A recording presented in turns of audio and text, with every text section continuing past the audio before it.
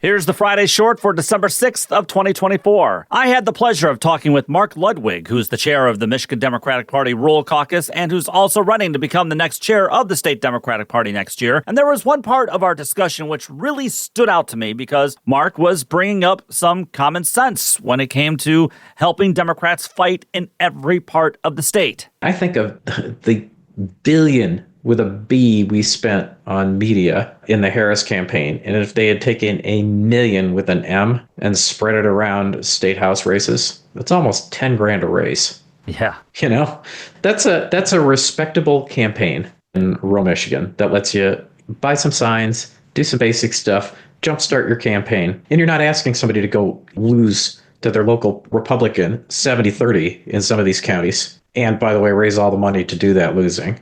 That sucks. If we're going to ask people to be on the ballot and run a reasonable race in Michigan, we ought to throw some money at them. And on top of that, God, I would have killed for some Democratic sheriff candidates. Mark Ludwig there brings up a good but also a pragmatic point. When former Vermont Governor Howard Dean ran the National Democratic Party back in the 2000s, he made it a point for Democrats to fight everywhere as part of his 50-state strategy. And in 2006, Democrats took over Congress, and 2 years later, Barack Obama became president. Mark is correct. There should be the equivalent of that in our state, which is why he's an advocate for Project 83, which is an initiative inside the state Democratic Party to field candidates in every county. But he brought up a lucid point where he said had the Kamala Harris campaign spread some of the billions of dollars it raised and put that money on state house races, that would have helped so many Democrats who were running in hard-to-win districts here in Michigan. And some of those candidates don't get the resources from the state party, and it would have been wise for the Harris campaign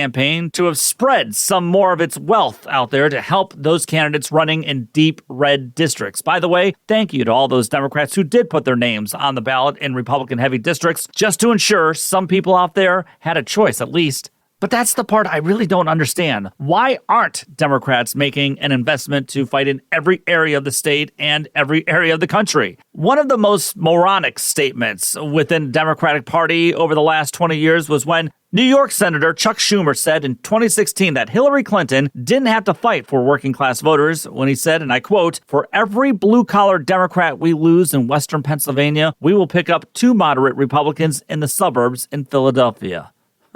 That strategy, of course, failed in 2016, and as we now know, it failed again in 2024. And by focusing on picking up these so-called coveted moderate Republicans in the suburbs, Democrats as a party lost their ability to effectively message and make themselves available to working-class voters. And as Mark highlighted in our discussion this week, for the most part, Democrats lost voters across the state, or even worse, many stayed home this time around. But here's what got me. Mark shared a story on how one of the other candidates for the state party chair recently told Mark that they're done with Project 83 and that Democrats should just stick to Southeast Michigan where they belong. That is totally psychotic, and that person should be put away for good if that is their opinion of working class voters across Michigan. Republicans and right-wing activists and funders spent years and years on building their voter base through media strategy and also by showing up. Why in the world would any respectable Democrat punch themselves in the face and say, "Oh no, we can't fight these Republicans on their turf. We're too afraid. We can't fight and explain to voters everywhere how the failed corporatist policies pushed by Republicans for the last 4 decades led us to a depleted manufacturing base, low wages for workers, the dissolving of unions, the erosion of the family farm, and high insurance costs. We can't do that." Oh, that drives me insane because it is so easy to message against Republicans, and I don't understand why the Democratic Party apparatus is stuck in this belief that we have to appease corporations at the expense of our workers, and we wonder why people are staying home. Refusing to fight Republicans on their turf is a mistake Democrats, especially Michigan Democrats, refuse to learn or ever want to learn. And I'd like to know how Michigan Democrats plan on being the party of the people if it chooses to cut off millions of voters before the fight even starts.